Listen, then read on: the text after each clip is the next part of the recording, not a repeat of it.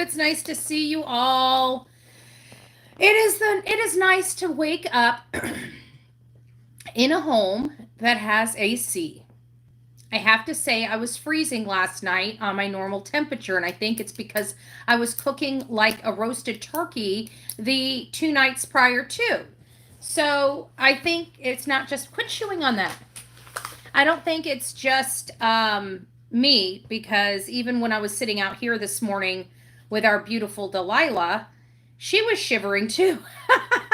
So it's funny how our bodies adjust to temperatures when we're not even paying attention. Good morning. I'm Bullhorn Betty. We're covering the case of Sebastian Rogers. He's an autistic boy, a high functioning autistic boy that disappeared from his home in Hendersonville, Tennessee, and has not been heard or seen from since. Good morning, Samantha. It's nice to see you. Pale Rider, Jenny, it's nice to see you. True Crime with Sweet Melissa. Oh, it's nice to have you. Busy Mama, Dawn, it's nice to see you. Denise, Never Give Up. Karen, it's nice to see you. Nani, Melanie, Batgirl, it's nice to see you. Don't forget to hit the thumbs up on your way in. Andrea, I see Tony Mathis up in the house. It's nice to see you, Tony. Shining Star, Teresa, Cindy, Phil, is nice to see you. Lady for Justice, good morning, my love. Lisa, be always. Sam's Pretty Paranormal, it's nice to see you.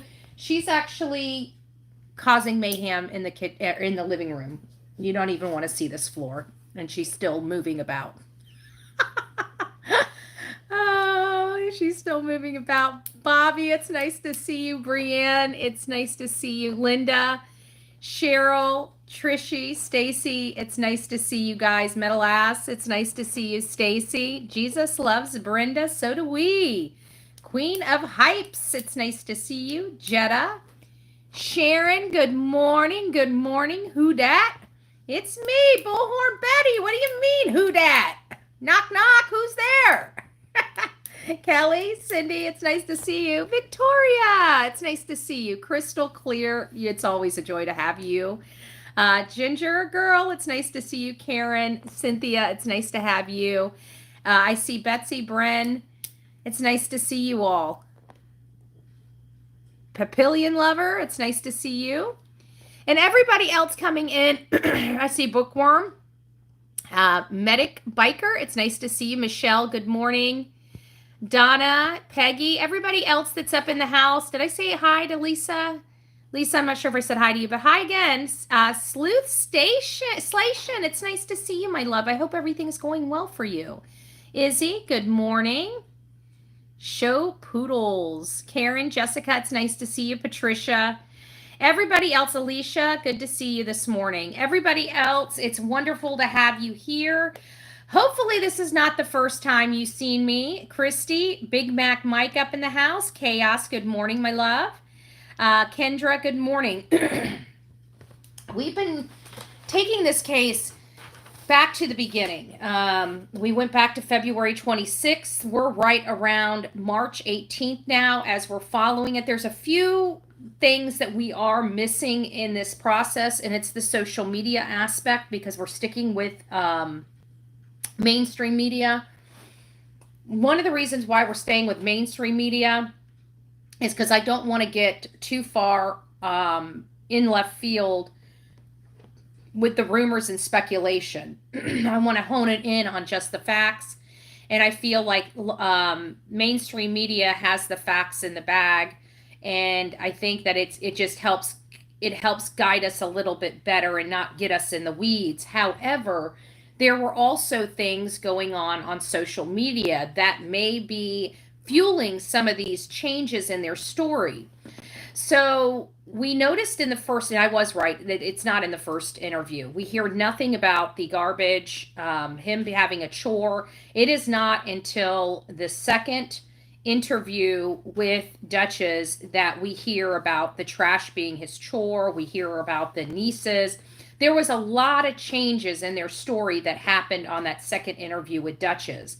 And when we look at the whole entire timeline, we realize that just a few days prior to that, now they hadn't talked to any type of news. The last interview they had given was on March 6th, and it was aired on March 7th, and that was the Fox 17.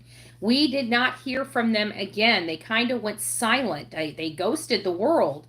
And then about 7 days, a week later, there was a video Nick Barris put out that shows movement and people with flashlights going to an unknown vehicle in the middle of the night. Well, the middle of the morning. Like, it was still dark out. It was nighttime morning. You guys know what I'm saying. Like, the sun hadn't come up yet.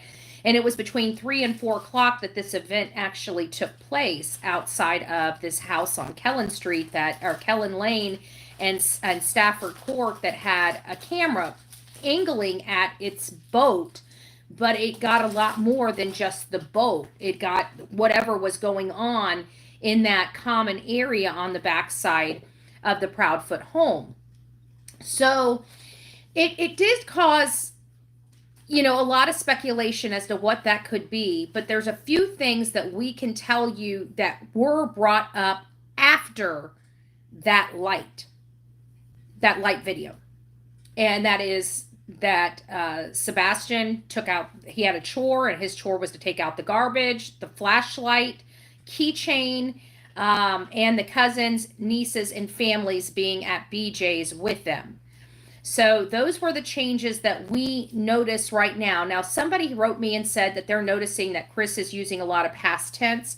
I have to pay more attention to that. If that is happening, I did not know it was happening. And therefore, it's kind of hard. Quit playing with that.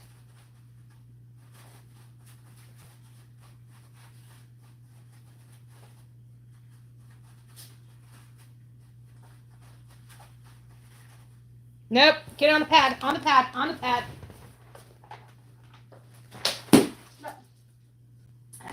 Sorry, guys.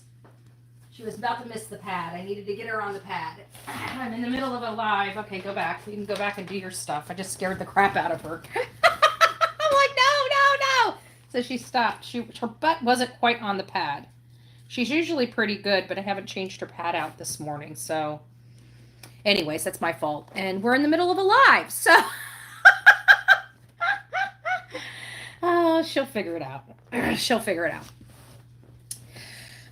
So those were the things that we noticed, among other things. They seemed like in the March 17th video that they were really trying to do some damage control. They wanted to just give them the questions. They want the hard questions. They're ready for the hard questions now, right? They weren't really ready to answer any questions on 3-3. They didn't really answer any questions with WSMV. Even the interviewer had to remind them it's about Sebastian, and not so many words, but they did say something like Sebastian's got to be in there somewhere. And so that is a really odd statement for any interviewee to have to prompt the parents to say that, because at this time you have to understand, not too many people were paying attention to this case. There were probably a few locals that were paying attention to this case, but it wasn't a widely known case, and they were already complaining about harassment. And it always made me wonder who was harassing them that soon. And it's not like their definition of harassment is people talking about them, okay? Let's be honest. It's not like they were literally being harassed and people banging on their doors at night and people being in the bushes with freaking binoculars and crap like that. People had stuff to say either in chat, online, in their, they're in the proper, channels to complain, right? And to criticize. And when they were online criticizing some things, they took that as harassment. Okay. I have not yet heard of this family making any call other than lies about me. Have they made any calls about this alleged harassment, them receiving phone calls in the middle of the night, them, receiving death threats by email and all this other stuff? Where's the evidence of this harassment other than people making statements on social media about the family? That really is the only thing I could see at that time. Um, so I don't understand why all four interviews focused on them and the harassment they were receiving when we have a 15-year-old medically needy boy that's missing, and it's hard to get these two people to spit that boy's name out of their own stinking mouths without being prompted to do so. I have never in the history of doing this, okay? And this is the real. I have never in the history of doing this met any parents of a missing child, especially one that has been gone this long, that they weren't begging for people to look at his name, look at his face, get it out as far and wide. They didn't. I don't recall. I mean, outside of some conversations that me and Jen had, and it was significant. People sending her all kinds of messages, unwarranted and unwanted messages about me when I was doing nothing but helping her, telling her I was going to rob her blind. And she's like, you guys are lunatics. Like we had given them a lot of resources, and I mean a lot. And you got yahoos on YouTube reaching out to her saying I'm going to scam her. And she's thinking, how in the hell is this woman going to scam me? Because it's kind of hard to scam somebody when you're giving them a lot of stuff, to help them. And so she had discussed some of the text messages she was receiving, and of course shared those with me. So, we had some conversation, but it was never public where she went on there to talk about the level of harassment that she was receiving. After a year of it, she started talking about some of the harassment, but it was never her primary focus, even with all of the nonsense she was receiving. And I mean, it was a lot of nastiness that was coming. And you never really heard her talk about that, like these parents here on, less than a week, 8 days after their child disappears. That was all that consumed them, is how people viewed them, how people looked at them, and how they wanted to clear their name. On the flip side, you have Seth that has gone through that on steroids. Let's be honest. He has gone through the ringer on steroids because of the pay rage, the people that are profiting off of causing all this problems. And you never heard him really. I mean, he may reference it here or there, or just say, yeah, of course I've got harassment, of course I've gotten these things, but you never really heard him talk about that. He kept all of his commentary focused on bringing his son home and anybody that had that same goal in mind. Much different than what we've heard in these 4 interviews. So why? We've been stepping back into time to find out, why are they so defensive? Why are they so defensive? I mean, Seth is going through the same thing, but you don't see the man defensive. He's blown up a couple times over certain situations that have happened, but he was at his wit's end. And let me tell you, you guys have seen me blow up before, and I was at my wit's end too. It does happen. Human beings have emotions, and when they've had enough of the BS and people lying, flat out lying about a situation, they are going to correct it, and they are going to correct it very well. Thank you, Michelle. Michelle gifted 1 Bullhorn Betty membership. Welcome, crystal clear, to this crazy crew we call the Coffee Club. The crazy crew we call the Coffee Club. The Krama channels, they're not Krama channels, they're hate channels. Let's stop calling them drama. Let's stop calling them Krama. Let's call them what they are. They are hate and bully channels. There's no ifs, ands, or buts about it. That's all they do all day long. They sell hate. They sell hate and inspire them and their channel audience to bully people. That's what they are. There's no ifs, ands, or buts about it. They always tried to look over there so you ain't seeing what's going over there.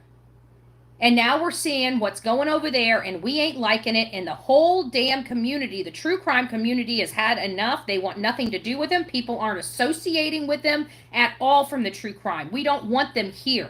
They've caused enough damage. They've caused enough drama. We want to send them packing and send them home. What they are doing is damaging cases. And they have done this consistently for 3 flipping years.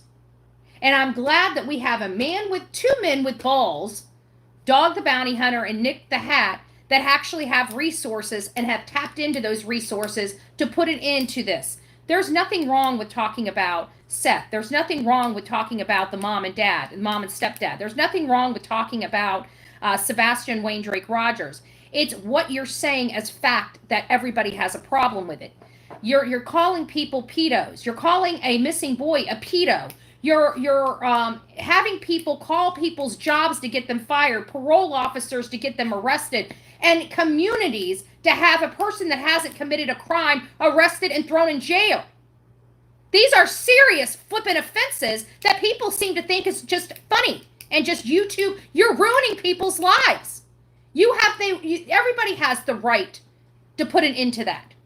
We're tired of the criminal conduct on this platform. So quit acting like fucking victims, excuse me, on a Sunday. Because that's what they're doing. They're, oh my God, I can't believe we're being picked on, we're being bullied. No, you're not. You're getting your freaking desserts. You're just desserts. Karma is a bitch. Okay? Karma just is what it is, and it's your time for your dose. You guys have been rolling strong for 3 years with this criminal and quite frankly, very highly disturbing conduct. And it has reached an epic point that the entire world is seeing this nonsense, this disgusting ghetto behavior, and we are rejecting it, denouncing it, and saying enough is enough. So go ahead and cry in your little corner and act like you're a victim, but people have been watching you long enough to know that everything you're getting is just desserts. Now, let's get back on track. Never mind the constant harassment. I mean, think of the family that they harassed because they thought they were recording in a courtroom. Because their sick heads said, oh my God, she said, oh, well, she's got to go back and listen to what Katie said. Because 2 content creators were in that courtroom and 2 of them explained exactly what transpired. Yes, I went back to both of those YouTube channels and listened. Because I couldn't remember what they had said. Oh, thank you, Hiding from the World. Welcome to this crazy group we call the Coffee Club. So, no, the harassment isn't coming from true crime. The harassment's coming from these hate and bully channels and have been coming from these hate and bully channels for a significant amount of time while they misinformed, had the disinformation campaign, and completely lied and manipulated their audience. Well, now you're on a national platform, cupcakes. So quit crying victim. Nobody believes it. It's falling on deaf ears because everybody's been watching your atrocious and disgusting behavior for 3 GD years.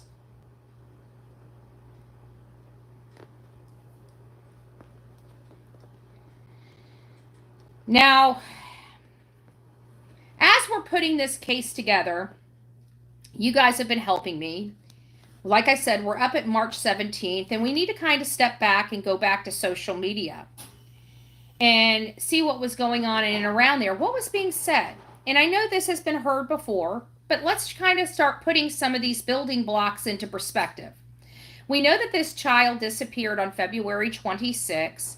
We know that there was 3 intense days of searching before there was this internal dynamic that we could see where the district attorney came out on scene. We're not used to seeing the district attorney unless there's a homicide. But they were out on the scene. They were out consulting with law enforcement, which is never a really good sign for somebody coming home well.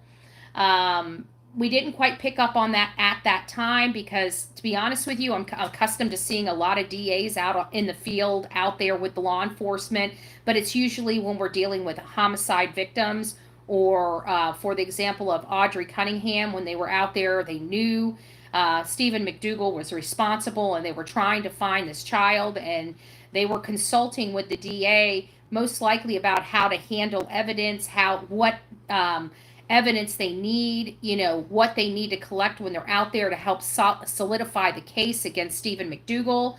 There's a lot of conference that goes into the state attorney and local law enforcement because they have to partner together in many of these cases to build a proper case that can be heard before a jury. But in this case, there were some things going on. We heard that, this is what we heard. We heard at the beginning, I remember the conversation, but it was rumor at the time, that Sebastian and his mother went over to his aunt's house for a few minutes. I heard that they originally had grabbed a couple of girls, a couple of the cousins out of the house, like they must have been sisters, or maybe it was the cousin and a friend, but I heard it was two of them, not one. But now it's they went to pick up the niece, and they went to BJ's so that the aunt could grab the niece from them, which was really a weird dynamic on a Sunday. Like, where was mom, and why didn't she take her daughter with her when she left the house, I guess is more of the question. But I don't know if this confirms the fact that they saw each other, and it confirms that it sounds like they went shopping together at BJ's. But the way it was stated by Katie about, she went and picked up the niece, and then they met the mom, and they were there with family members. It almost sounded like there was additional family members with them, but it's hard to tell because of the way they talk. They don't ever it's always vague. Everything's always vague with them. And I have a problem with vagueness in a case like this, because vagueness, especially educated people, know that gives them room to maneuver their story. The vaguer they are, the less information they get. When they're questioned by law enforcement, they can plug stuff in and then now make that the story. And I think that that's what we were seeing a lot happen during these several interviews, up until we noticed that they started the interview process when the case took a public turn for criminal investigation and entertaining foul play. That's when all of the interviews started. And they were getting backlash from the interviews that after Fox 17, it seems like they just didn't want to do any more interviews. Then Nick Barris produced and aired the flashlight video on the outside of their house in the early morning hours of February 26th. And then a few days later, it was like scorched earth with Chris and Katie being on all these platforms, wanting these. The demeanor changed. They were a little more hostile in their commentary. They were a little more pointed and brash. Stuff that we didn't see in the first three interviews are now being kind of erupting out of them. It seems like the pressure, in my opinion, has built so much so because of the controlling nature of Chris. They had to get ahead of this. They had to self-preserve themselves, because they don't want the world thinking they had anything to do with the missing child. But see, that has overtaken them and overtaken their minds, so much so that they're no longer even talking about, and don't even realize they're not even talking about Sebastian in these interviews and making it all about them, because they're so desperate to change the narrative. They're so desperate to get the eyes off them. As opposed to Seth, which just doesn't care. He don't care how many people beat him up, what they have to say about him. All he wants is to bring his child home. Now, people may say, well, he is giving, cease and desist. First of all, let me clarify this, because all the people that like to manipulate their audience keeps telling people that, oh, he just sent the first rounds of cease and desist just to shut people up because they didn't like their commentary. That is a lie. That is not only a lie, it's a bold-faced lie. If you remember, Kayla, the one that T-Rev sent over to his house to act like his girlfriend to elicit information, ended up stealing confidential documents off his phone. And then once her job was done, she dutifully left the house and went straight to T-Rev and started sharing that information, because they are ghetto trash. So Seth had no other choice but to send out cease and desist letters to them and everybody that they were associated with that they could have shared that information with. That's the truth that these hate channels don't want their audience to know, because when you hear it like that, it's like, oh, well, he had to protect his interest, and he had to protect himself because he was entrusted with those confidential documents that they stole. Remember, another criminal conduct. Remember that. The team of criminals is hate channels. Okay? I have not found one of them with clean hands. Not yet. But they're the first to talk about other people's pasts. And you know why they do that? Because subconsciously they think if they can damage somebody else, they won't look so bad. That's why. That's how sick their head is. People know when people change, and people know when people have not. Okay? There is nobody over there with all that vileness, that nastiness, that hate could have possibly changed their life, because they wouldn't be vile. They wouldn't be hateful. They wouldn't act like they've got no common sense and no good manners. They wouldn't act like they are hyenas and had no parents teaching them good. Now, their parents could have been shit, which is what I assume for a lot of them, that they just weren't raised right. Especially GW with her father teaching her the ropes of how to con and steal, right? She didn't seem like she did too well from the master. He didn't either. Sounds like they both got jacked up in their crimes and criminal conduct. But getting back to the story, is the family believable? I don't know. This was stated early on, and I remember reading this. It says, I was with him Sunday afternoon shopping. I took my sister and her daughter plus my sister-in-law and Sebastian shopping. This doesn't sound like the story that we heard from Mommy Dearest. Let me read this again. I was with him Sunday afternoon. I took my sister, so that means Aunt Melissa was with her sister, so now we have two aunts, and her daughter, two aunts and a niece, and my sister-in-law, Katie, and Sebastian. So a total of 5 people allegedly are on this shopping trip. But we didn't hear that. I was with him. I took my sister and her daughter. It doesn't sound like Katie. This is a post from Melissa Nicole Proudfoot Finston.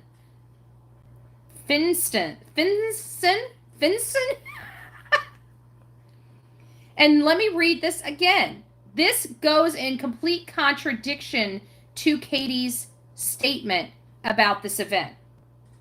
It says, I was with him, and I believe him is referring to Sebastian. I was with him Sunday afternoon shopping, period.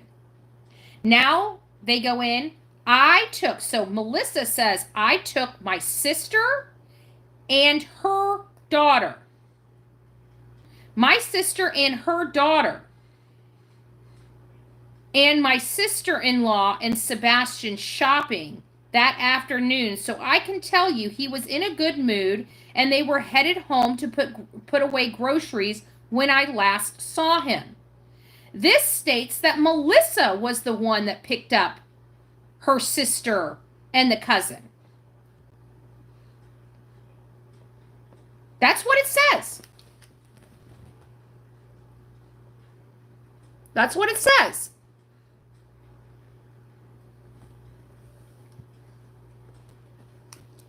So, when did Katie go pick up the niece? And what is the other sister's name? There's a sister, and there's an understanding that I don't know if there's 2 biological sisters or 2 half-sisters or 2 step-sisters or whatever. Somebody needs to clarify that. If you know the answer to that, please email me to bullhornbetty@gmail.com, bullhornbetty@gmail.com.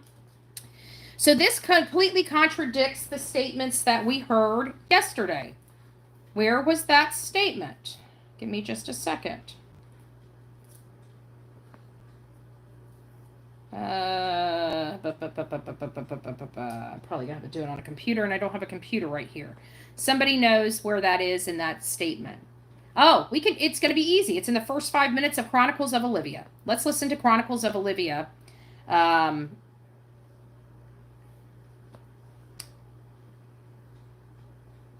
Chronicles of Olivia.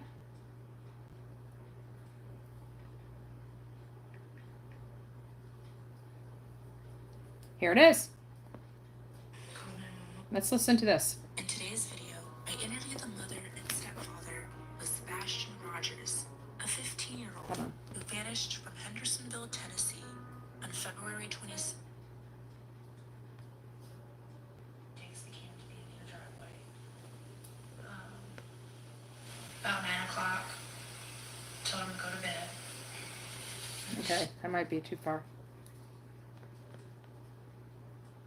On the phone during breakfast. Okay, here it is. Sunday, the day before he went missing, we got up and, fun fact, I made breakfast that morning. We had a good time. Yep. We were laughing, Sorry. joking. He talked to family on the phone during breakfast to brag. We went and picked up our niece. I got a call and asked if I could go and pick her up, and I did.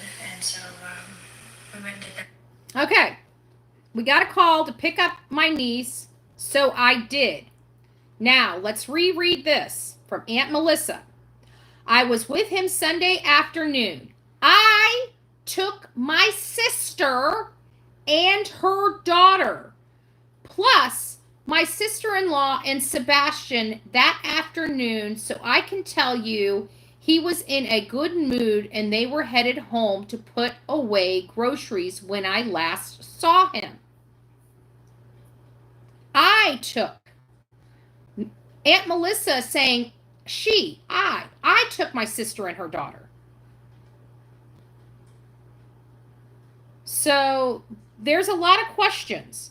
There's a lot of questions that we have just in that statement alone. That's not all.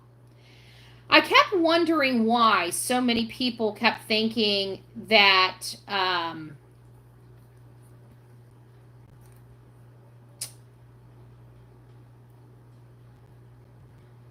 I kept seeing some posts and people kept thinking that Chris had sold the camper. And and this is it right here. And this is what's making everybody question it because of who is advertising this particular home. This came from Hindsight. Hindsight's in our audience typically. Thank you, Hindsight, for all of your work. Thank you for finding me the information I needed yesterday as well. And so as you look, notice the last names. Notice the last names and the date. This looks a lot like what we know to be the fifth wheel that the stepfather uses on his jobs. And this says on April 26th April 22nd from Crystal Lily Rosenbaum and Beth Rosenbaum here. It says, looking for your very own space at Crystal Coast? Here's your chance. Beautiful camper vacation home, great community with lots of amenities. Is it possible that they were trying to rent out the camper because they had already paid a month worth of or months worth of lot rent for that job and they weren't going to stay there? And it's possible that they, because there's no amount here. It looks like a vacation. Looking for your very own place, the Crystal Coast? Here's your chance. Beautiful camper vacation home. Great community with lots of amenities. A must-see.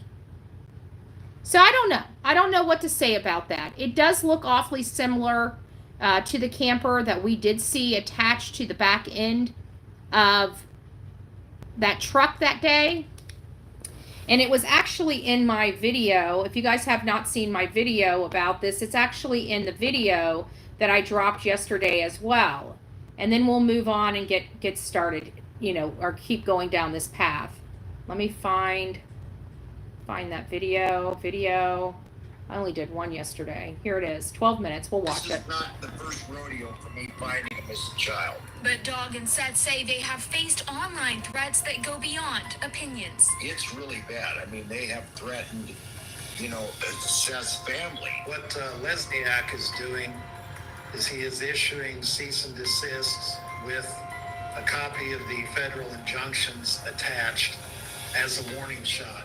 Some of the examples include the encouragement of false allegations, Hold on. flooding of false. Let me turn my do not disturb on. Sorry. I don't want people seeing messages while I'm using this phone. Leads, undermining reward credibility, and interference with the search operation. We are going to take every single one of these online troublemakers, bullies, or whatever that is, all the way to the woodshed, legally.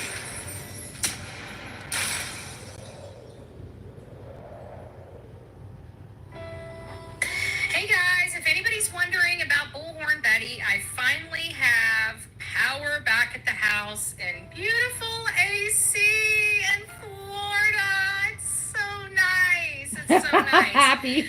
Many of you guys know we've been covering the case of Sebastian Rogers since about the middle of March. I believe the first airing I did for Sebastian Rogers was right around March 13th of 2024. Let me set this up here. A few days, couple weeks after he went missing. And since then, this case has taken a turn for what I'd like to say is the worst. Now, with the worst case scenario, it still made national attention, which was the hope of many people trying to advocate for Sebastian Rogers. But the findings that we're all coming to the conclusion of are not very good.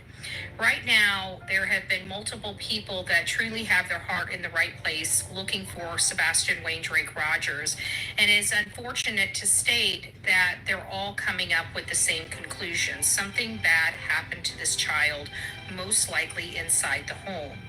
We have ground crews right now out there. These are private citizens that has taken it upon themselves to do ground searches. We have water crews that are, again, private citizens that took it upon themselves to get out there in the water and try to search for this young boy. This boy has not been seen on any video cameras and has not been tracked by any scent from a scent dog. It is very peculiar because the story has changed when it comes to his mother and stepfather. What originally took place is we learned on the ground that morning that Katie made some utterances. Those utterances were basically that her son, she woke up in the morning, her son wasn't there, but when she was talking about the evening before, she talks about hearing a thud while she's in the kitchen at around 11:30. By the very first interview on Duchess, it was very clear that that story had changed immensely. It was that they had a day out. It was a fun day. They came back from BJ's. Then they decided they wanted to go to the bowling alley to play games, and then over to the Texas Roadhouse Grill to have dinner and then head home. Her son went into his room when they got home and stayed there until 9 o'clock when she told him it was time for him to go to bed. He says, "Good night, Mom, good night, puppies," and retreats to his room. We have learned that there's been several videos that have been turned over to law enforcement that identify lights going on and off in Sebastian's room and going on and off in Sebastian's room up until 11:30 at night. We hear from one witness that the light went off in Sebastian's room at 11:30, and they could see a shadow going across the house into the back part of the house, which is better known to be or identified as the mom and stepfather's bedroom. That light went off, and then next thing you know, the whole house went dark. But what was very peculiar in that video is that there was a shadow at the front window, not in Sebastian's room, but in the other room on the front side of the house, peeking out to see who's out there. That all subsides around 11:30 to 12, and then around 3 to 4 o'clock in the morning, there is a vehicle that pulls up on the beginning part of Stafford, right past the very first house as you turn on from Kellen onto Stafford. The car was there for 3 to 5 minutes, and you see lights that come what appear to be from the back side of the Proudfoot home out to the vehicle, and one light going back to the house and one light alone. The flashlight did not come about until after this video was produced, that Nick Barris dropped this video. Then we hear of a small flashlight that's on a keychain that he may have taken with him. So I find those things very peculiar. And if we go back into time, if you guys remember, the United Cajun Navy came in, and while I disagree, I do believe that they ran off a lot of searchers and they hindered in search efforts when people showed up to search. I do want to make sure I maintain that because that's what was going on in the ground at the time. However, that was embellished quite a bit because of the strain between the United Cajun Navy and one content creator that ended up turning out and turning on Seth and going scorched earth with his 200,000 followers, which was really sad to watch. But those search efforts were hindered. They closed up shop and left town. But during their coming in, they had a massive search with a lot of bodies out there to help search in the woods. And they were met with obstruction from the stepfather. For whatever reason, I'm unsure, where he was out there screaming at some of the searchers that were searching for the stepson that he had asked everybody to please help search for. His behavior from out the gate was not right. People asked them, are they coming out to help search? When will they be out to help search? And they told them at that time, they cannot come out to help search because they were told by law enforcement to stay home. What happened is they were seen that evening enjoying a barbecue dinner at a local barbecue joint, and many people frowned upon that. You can't go out of your house to search for your son, but you can go out of your house to have a sit-in dinner at a nice restaurant. And somebody had picked up a camera and took that picture and plastered it all over social media. And when that happened, even mainstream media started questioning the parents, the mom and the stepdad, about why they were out but will not help in any physical ground searches. They ended up packing up their camper and leaving town the very next day by 2 p.m. There it is, the camper. Now, we can look at this camper and see that it does have some similarities. We'll get back to this. As this camper here. Predominantly those little decals right here. Those decals that are up on here on the side. See the decals up on the side? You can see them down here. Right there. See that? So there are some similarities to what is being sold on February, or trying to be sold on February, April 22nd, as to what we saw out there during search efforts. Is it possible? I don't know. But people want to know. So that's what I've got.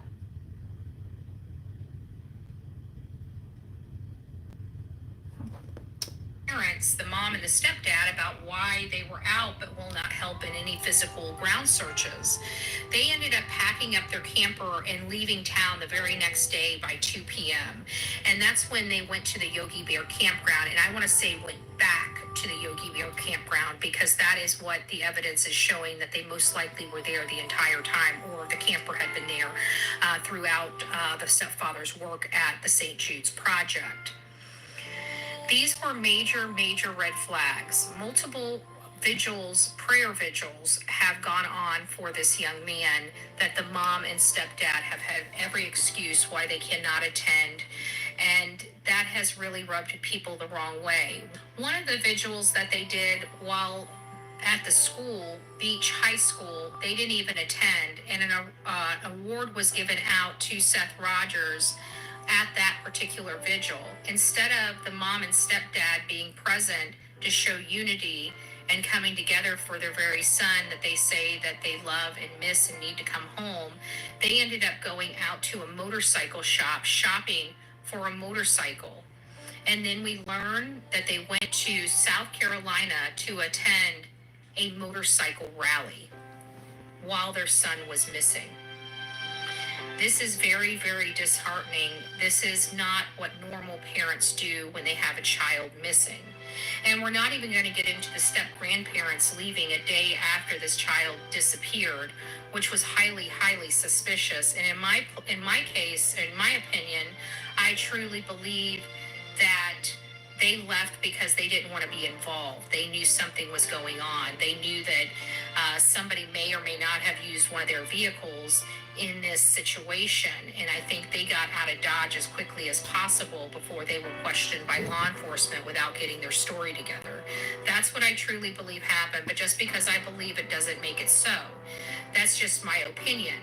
This has been a crazy, crazy case from the beginning. And the more people that get involved in this case, the more people that are intimidated and harassed off of the platform or away from this case. So much so that Dog the Bounty Hunter has decided to send out multiple cease and desist to these very content creators for the problems that they're causing in this case, the problems that they're causing for him, and the inciting of their audience to call in death threats to multiple people. I was a recipient of death threats that were public, and they came right from the stepfather's mouth. I also had threats from the content creators that he's associating with and just paid $1,000 to. I know that Tony Mathis has had his job called multiple times to try to get him fired from his job. We learned that Nick the Hat has been, his probation officer, parole officer, has been called multiple times to have him arrested. These are real life things that these people are doing to people trying to help a 15-year-old boy and find answers to what happened to a 15-year-old boy. And moreover, they're trying to have the officers that arrested me fired from their job because they showed me respect. So now they're trying to have officers lose their job. What kind of animals are, and they try to act like they're victims, that they're just being bullied when they're the bullies. It's sick. Trying to have a law enforcement agent. Do you know how hard it is to be a law enforcement agent? Our law enforcement officer, a deputy, a police officer, and they have to deal with a whole bunch of nonsense, and they get somebody that actually treats them with dignity and respect, not being hostile to them, not arguing with them, just doing what needs to be done. And these animals are literally trying to get that officer to lose their job. These are the kind of trash that these parents are associating with. We would never do that to anybody, let alone an officer that has a family. These people don't care. They're sick. And when you trace all of this stuff back, which we are very good at doing, it all comes back to the mom and stepfather and the people that they're associating with causing these problems. That is highly problematic for a lot of people on these social media platforms, that they're trying to advocate for a missing child and they're being met with hostility and threats. And when you link those people back, you realize that these are all the people that are associating with and assisting, either for profit, under contract, or just because they like the attention of Chris and Katie. We have a lot of problems here in this case, and we don't need to add any more to it. So I'm very disheartened that these people have chose to take their platforms, and in some cases, some people that actually had common sense that decided to get on the pay rage train because it paid more money. And that's what we're seeing in this society right now on these social media streets. We need to kick drama out of true crime. We need to have victim-focused channels that are designated just for the victims and their families. We're not picking on the mom and stepfather. This is where the information is leading, and we can't help where the information is leading. It just leads where it does. So this is kind of the case in a nutshell. I hope you guys continue to advocate for Sebastian Rogers, advocate for the truth, and the truth is ugly. And I do believe, in my opinion, the mom and stepfather are keeping information away from law enforcement and hindering their ability to find Sebastian Rogers. Please let me know your thoughts. Don't forget to like, share, and subscribe to the Bullhorn Betty channel. God bless.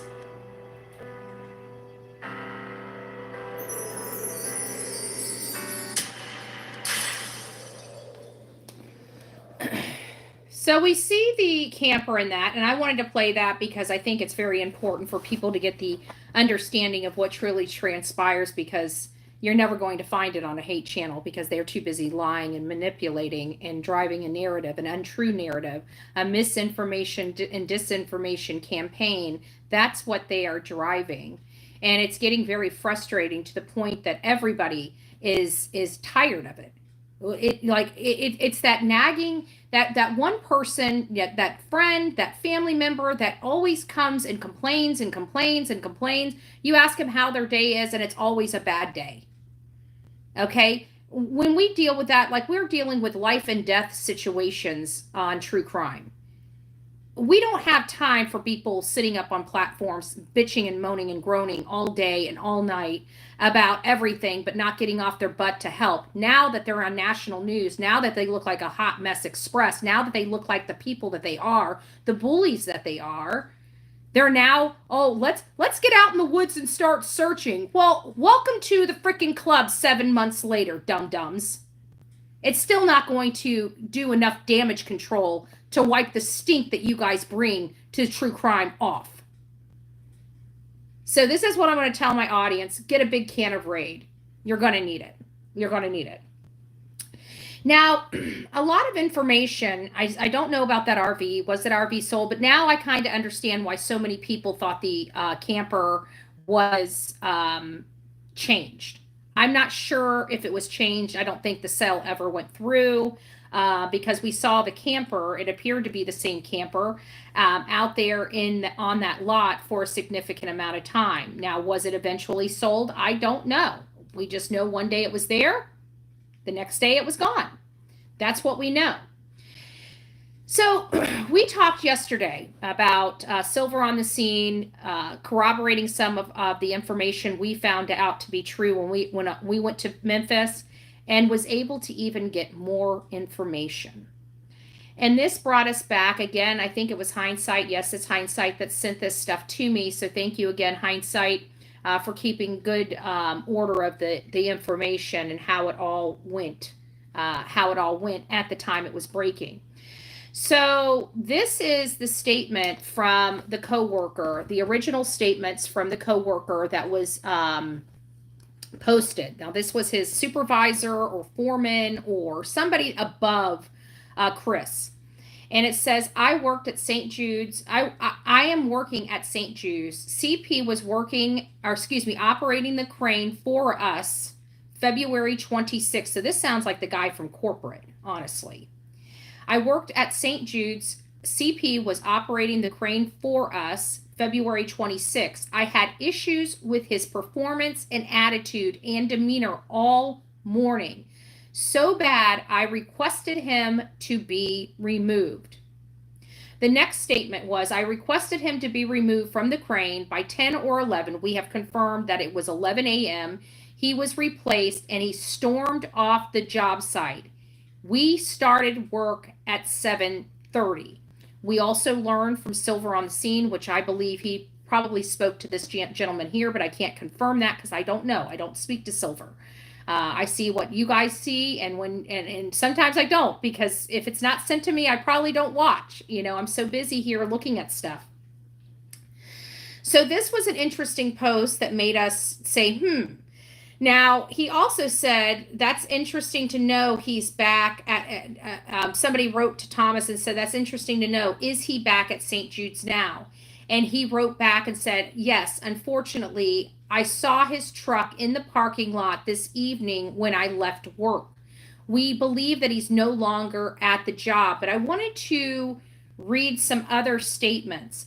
And this goes into the adultery aspect of it. I told you guys that, based upon my assessments, literally on the ground, when people were there, news was circulating, searches were going on, and we heard rumors that the mom was seeing somebody in the neighborhood.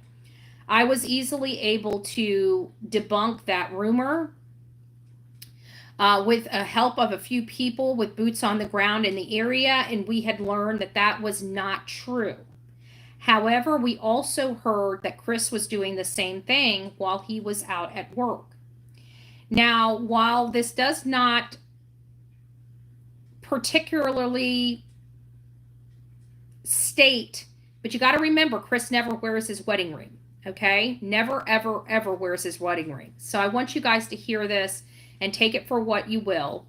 But it says, that's right, I called to talk to the supervisor concerned about a safety issue with him, a big no cell phone in tower cranes. So they're not supposed to have their cell phones. Here's another one.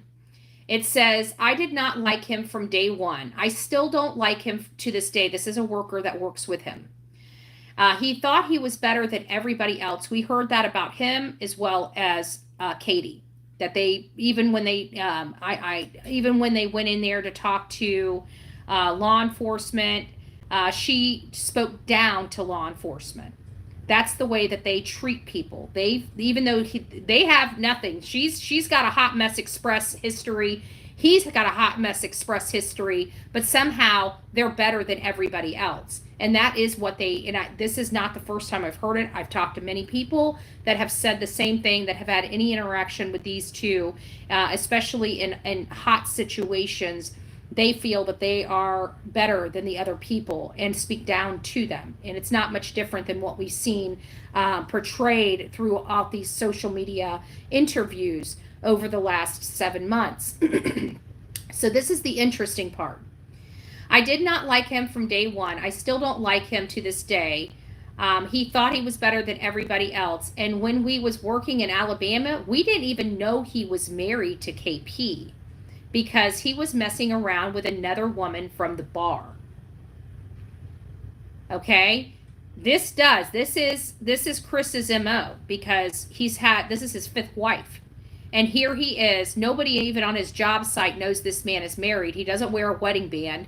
And he's in here, either flirting or knocking boots, allegedly, with a bartender or a woman that frequents the bar that they were going to in Alabama. So this was long before Sebastian disappeared. This was long before the St. Jude's project. This was another project in Alabama that they were working on. So this one lady says, spill it. He's an a-hole, liar, child unaliver. These are all question marks. My guess is 2 out of 3. The same guy says, I worked with Chris in 2021. What's your opinion of Chris? I did not like him from day. That's when he wrote in the whole thing. So here's what we learned from Silver on the Scene with that aside. But I did want to bring that up because people had talked about it. I could not confirm anything with Katie's side, and I could not confirm anything with Chris's side until this came out. Now this is snapshots of posts in social media, so we have to take that with a grain of salt until it's corroborated. But I'm pretty sure that is a true statement. That person there worked with him and has worked with him a number of times, and when they worked together in Alabama, he had no idea the man was even married because he was hitting on other women. So what we learned from Silver on the Scene is that, what did I learn? 1, the RV was not parked at the job site, which I told you guys at all up front. This is in the heart of Memphis. There's hardly any places to park, let alone put a camper, okay?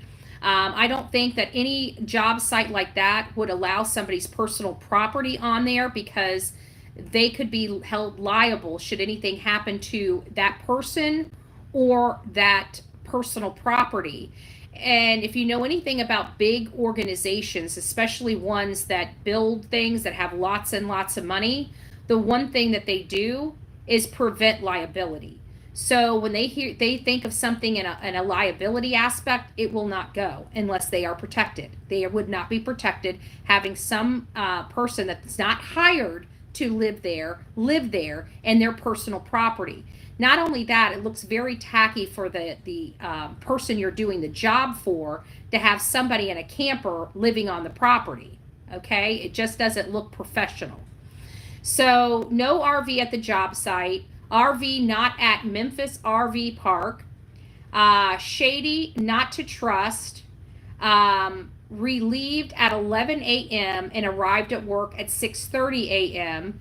The reason being kicked off the job was focus off unlike any other day. He was not acting like he had acted previously and did not report Sebastian missing at work.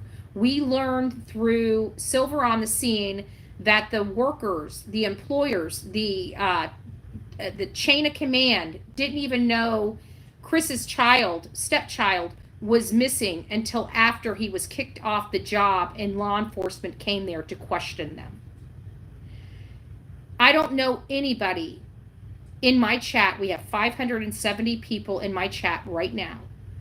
You tell me how many of you, if your child disappeared, that you would sit at work and keep that to yourself while you're patiently waiting for law enforcement to find them. It doesn't make sense. What this makes sense of, what this is the behavior of, is somebody that doesn't want anybody knowing that something's going on inside their house. Why? And it bodes directly with, as soon as he gets home, he's telling the news crews not to film his house. Why? Because the behavior that's being exhibited here is somebody wanting to maintain a very, very low profile. Not somebody that is wanting to find a child, a medically needy child missing. I find that very problematic. And then we learn from Silver on the Scene that Chris was kicked off at 11 a.m. And according to, because Hindsight sent me the clip, and it was on Smiley's World, where Chris stated that he got home 1-something. It was Smiley's World, and we're going to be watching Smiley's. We're going to finish Chronicles of Olivia later today. We're going to be watching Chronicles of Olivia's interview, the rest of it, and dovetailing into Smiley's World. And we're going to be here for several hours later this evening to go over these details of these two interviews, because now that we know that he was kicked off at 11, how in the world could he get home to Stafford in less than 3 hours when he was just on Nancy Grace stating that doorstep to doorstep is 3 hours and 37 or so minutes. That's why no video until 8 days later. Bingo, Opal. Bingo. Thank God I'm off tomorrow. Yeah, we're gonna try to sign off before midnight tonight, okay? We were close last night. But that just really gives us a whole idea of we're being snookered here. Okay? How can you say you that the drive is 3.5 hours when you know darn good and well you made it home in under 3? So we know that if he's saying that and we're listening to it and we're applying it, why we could not apply it or see it before, it's because we didn't know what time he truly was kicked off. It was all up in the air. It was between 10 and 11. It was 10:30. I mean, I even heard 9:30. Like, people were just pulling numbers out their butt of when this man got kicked off his job. We all knew he got kicked off. We just didn't know when. So now we have concrete information, 11 a.m. Okay, 11 a.m. Now, this is on a side note, a little more about the history, because I think it's important, because the last one was talking about the fourth interview, and a lot of it was heavily on, wagging their finger at social media for bringing in another, the child custody case, which does clearly seem to have a direct correlation to why Sebastian was no longer welcomed in their home. Let's call it like that. He was no longer welcomed in their home. Chris wanted him out. Chris demanded Katie choose her son or him and stormed out of the house and had not been back since. So now we have a missing child and a woman with her man. I don't know how you look at that. Okay? Why would Mrs. Bowersox be okay with CP signing away parental rights at his firstborn around 2005 with first wife, ? And now will commit multiple felonies to help him get custody of Faith? I doubt she's that insane. This is coming from, this is post, it looks like Facebook posts, so this is not my commentary whatsoever. I'm just reading posts online just for everybody's knowledge. Here's the, well, I guess it was better that way. Here's the post for your confirmation, because I don't want anybody saying these are my words. These are not my words. I am reading a post. And it says, Della, it's just a theory. Grandmothers are on radar regarding custodial crime cases. It's a thing. Yep, get that. But why is one grandchild more valuable? This one says Faith was their blood. They didn't like Sebastian and believed he was a threat to Faith. I'm talking about blood. I'm clear on the family relations. Live very close by and in the community my whole life. I'm referring to his child, Chris, born during his first marriage. Blood. He signed away his parental rights. I don't think CP cares much to get Faith. It's his mother I wonder about. And this is a conversation. Seems as though the baby would have been of value to Miss Sox. Tigers rarely change their stripes. Good way to put it. Conniving she is. Another response, I'm not forming an opinion, just wondering why she was okay with him signing away one. Not consistent. Seems like she would have done the same 20 years ago. Thus the tiger analogy. And there's his first wife, beautiful young lady. Clip from, it looks like a newspaper clipping of their wedding announcement. There's the happy couple, no longer.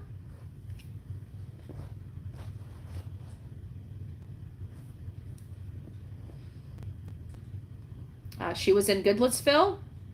And of course, now we are on the path of where is Sebastian Wayne Drake Rogers. That's where we're at. So we have a lot of information that we're getting. I'm just giving you guys little snippets of information that I'm receiving in.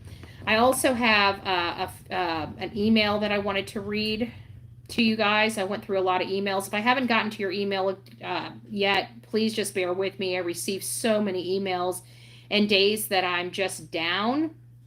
I'm behind. I get behind very easily in the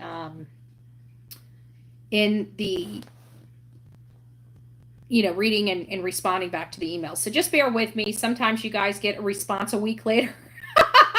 I know there is some that just got responded to this morning that I think were from 2 weeks ago. So sorry about that. I try to get to what I can. This was an interesting theory on Sebastian, and I thought I would share this with everybody. This is an email. I'm not going to state the person's name. I don't know if I have the permission to give their name, but this is a person by the initials of NR. It says, hi, Betty. First, I want to say great job on your coverage on the case. I've been watching and reviewing all the information I can for several months, and my theory has not changed. First, I want to say I raised and have a 25-year-old high-functioning autistic son. My theory breaks my heart because I do not agree in the parents' view or behavior. I think she meant I do not agree with the parents' views or behavior, nor do I think Sebastian is guilty of any of what they say or believe. Autistic kids can have outbursts from frustration. They are sensitive souls, hence why animals are drawn to them. I believe KP felt that she needed to do away with Sebastian out of mercy. That is how she reasons and lives with the decision. I think she did this because CP convinced her that Sebastian is inappropriate with younger children. I don't even want to say the word because it's ludicrous. I think CP convinced her that he was not safe to be around children and his daughter, and he wanted him out of the house and never to sleep under that roof. I think KP may believe that Seth's home is not good for Sebastian. Again, don't agree. Or eventually he will harm other children or go to jail. If she suffered from abuse as a child, this may have also caused her to make decisions based on protecting others and knowing the possible outcome and trauma Sebastian could face as a predator and victim, since he was assaulted by another child in the past. I think her crazy, damaged mind, she might think it's her love for Sebastian that allowed her to make this decision to save him. I think the reason CP is sticking by her and may have helped her cover it up is because of his ego. He was stroked by KP's showing of putting him first. It's all about his ego over her son, and he feels he needs to thank her for making the toughest decision of her life, and may have even promised to stand by her because she picked him and his daughter's safety over her own son. I also think he has to stay around now because he helped and covered up knowledge about his passing. I want to make it clear, not CP clear, actual truth. I don't believe that Seth nor Sebastian are so horrible that they require treatment that they were and have been given. I also think Seth is on the spectrum, which is nobody's business. But a lot of his behavior that people think is so creepy is part of autistic traits, so maybe not atypical, but harmless. I think about Sebastian several times a day. My son went missing for 4 hours at 23, and I could not get a hold of him, and his stepfather called the police because I couldn't even make words. I just had to share my theory because I can't shake it. The more I rewatch the interviews, the more solid I am in my theory. I did not want to share on Facebook because of my safety, because the YouTube people are so crazy. I can't risk my family or life sharing. Well, you're protected here. This is a safe space, and I'm glad you got a voice to be heard here on the Bullhorn Betty channel. And I have to say that while this is a theory, it could hold water. It could make sense, because there's no emotion with her. There's no urgency with her. There's no pleading and begging. There's, the stages of grieving, we're not seeing any of those exhibited. The anger, we're not seeing any of the denial. He's coming home. He's coming home. He can't be gone. He can't be gone. All the stuff that goes with grieving is not controlled, folks. You can't control the grieving process. Have you ever lost somebody very special in your life? Tell me how well you controlled your emotions. I'd like to see it. How well did you control your emotions when your whole entire life was falling apart? It's not controlled. It's actually just the opposite. It's uncontrolled. It's inconsolable. You could be saying his name and just start busting out in tears and just shaking. This is a mom that gave birth to her son, and we're here 7 months later, and she's got her nose stuck up in the air at my court hearing where she lied under oath. I don't see a mom that cares for her child. I don't see a mom that is grieving. I'm sorry. I just don't. It's my opinion to have. And you know what? Furthermore, it's my audience opinion to have. We all have been watching this. We're going back from the ground up. We've had several experts come into this case. We're not going to keep dismissing the experts at the likes of these hate channels that are criminals and have no flippin' education, have never even stepped one foot in a college. Most of them didn't even graduate high school and couldn't even get a job at the Slurpee counter at 7-Eleven. And we're going to discredit like real investigators and real professionals that deal with psychology and have been employed by the FBI and, you know, have these great skills that are used all over the country. We're not going to listen to them for the likes of these animals that have no education and these horrible records while pointing at me for my little chump change. Doesn't make sense. Doesn't make sense. But all their little friends that are coming up, I'm going to give you a little tidbit of advice. Okay? And this is, when you go into those hate channels, they're going to use you, chew you, and spit you out. What do I mean by that?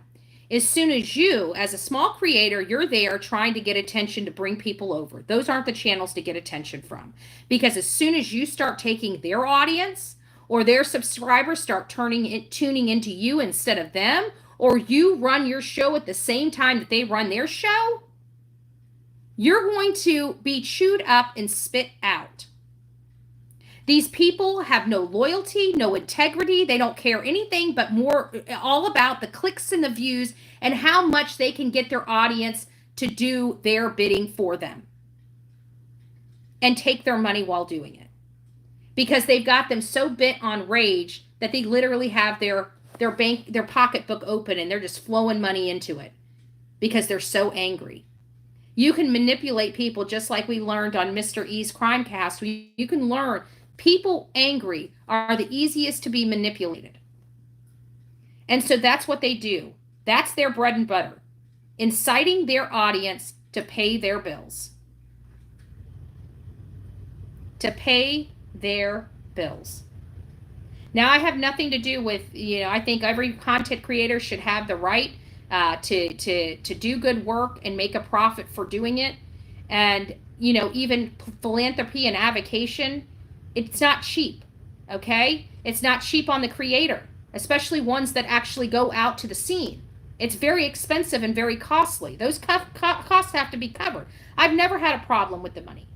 What I have a problem with is these are the same people that have ragged every single content creator for being monetized, yet they're monetized with their pocketbook open while intentionally and willfully trying to cause problems and hinder an ongoing criminal investigation into a 15-year-old boy's disappearance.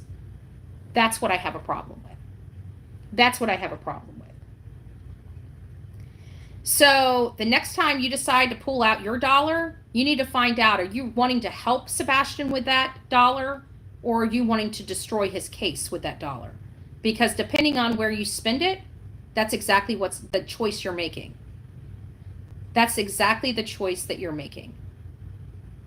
So I'd rather everybody here give people like Mr. and Mrs. E's Crimecast a tip. I'd rather seeing you give Silver on the Scene a tip. I'd rather see you giving Brittany J a tip. Justin for All a tip. People that really are trying to find answers and keeping the pressure on and advocating for this child and letting law enforcement, the state of Tennessee, and those stinky, lying parents to know we ain't going anywhere. We're going to say Sebastian's name, and we are going to keep the pressure on until this case is solved. And War Eagle. Thank you, Sonia. War Eagle doing a bang-up job. Bang-up job. Great clips, but I don't think War Eagle is monetized yet, which brings me to the next point. We need to get War Eagle up to 1,000 subscribers. Last time I checked, it was right around 800. So we've got 658 people right now here in the chat, and we can get over there and get them above the line so they can monetize. I'd rather have good monetized channels than bad monetized channels. If people want to spend their money, spend it on the good, not the bad. You can do whatever you want. It's your money. Nobody should be able to tell you where to spend your money. But if you care about Sebastian Wayne Drake Rogers throwing your money to a bunch of felons that connive, and manipulate, probably isn't the best place for your money if you care for this boy. Now, many of you guys don't care for this boy, not people in my channel, but people watching right now don't really care for this boy. You know what they care about? They care about hate. And if that's all you care about, by all means, you've got a home over there. Don't come over here. We're happy people over here. We don't want your trash over here upsetting our day. And if that's offensive to you, not my problem. Not my problem. Good morning, Pussy Willow Cat, Pender Cat, whatever. Pussy Willow Pender Cat. Long name. Long name.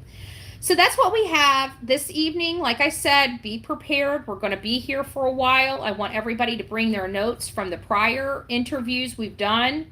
Bring your A game. Let's put this and keep building this this case. We're starting from scratch because there's too much disinformation and misinformation in this case that's out there in the general public right now. So if you're wanting a breakdown of the facts of this case, the news, as well as the interviews, that's what we are going to give our audience. So there's no misconceptions and there's no confusion as to what the true facts of this case are. Now, you want to speculate from there, be my guest. You want to theorize from there, be my guest. But I am force feeding the facts down everybody's throat on these platforms until they get the facts. Then speculate, theorize, do whatever you need to do. Just as long as we go over the facts again and again and again and again.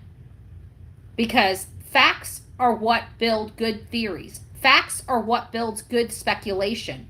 Facts. We need facts. That's what we need. And that's what we're doing. I have my opinions.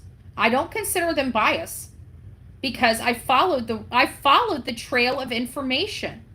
It's not biased if you have legitimate reasons for feeling or stating the statements that you make. So if I think that these parents have done something and it's based upon sound investigative work and research, then it's not being biased. It's telling the truth and why I feel that way, why I'm coming to the conclusion I'm coming to. That's what happened. Trust me, we didn't go after the parents on Audrey Cunningham, did we? Why? Because the leads didn't lead us knocking on the parents' doors. We did go after the father slightly because he's the one that let this monster, knowing this monster's criminal background, in his home around his young, impressionable daughter. That was stupid. But at the end of the day, we did not go after the parents. As a matter of fact, the mother that couldn't see her daughter, I embraced. I went to her vigil. I put my arms around her neck. Why? Because she had nothing to do with it. Not that she was a perfect parent. She had nothing to do with the disappearance or death of her daughter. She deserved comfort. She deserved to know that she had somebody on her side. That's what we do here on the Bullhorn Betty channel. All right, guys, don't forget to be fearless. If you see something, say something. An ounce of prevention is worth a pound of cure. And until next time, please be safe, but more importantly, please be kind to one another. Guys, today we had a great sermon at Countryside Christian Church. If you didn't have an opportunity to attend church with the coffee club, please consider going back out there and watching that. Our beloved Turkey Man, he sends me his services and we upload them on our community post. So if you would like, or you miss service, or you just need a little bit of God in your life, please don't forget to watch those. Anyways, guys, you have a great day. We'll see you later this afternoon. Remember, it is pop quiz time. Pop quiz time. So I expect everybody to be bringing their notes. And I expect everybody to catch me if I make a mistake. Because you guys got these dutiful notes. All right, guys. We'll talk to you soon. God bless.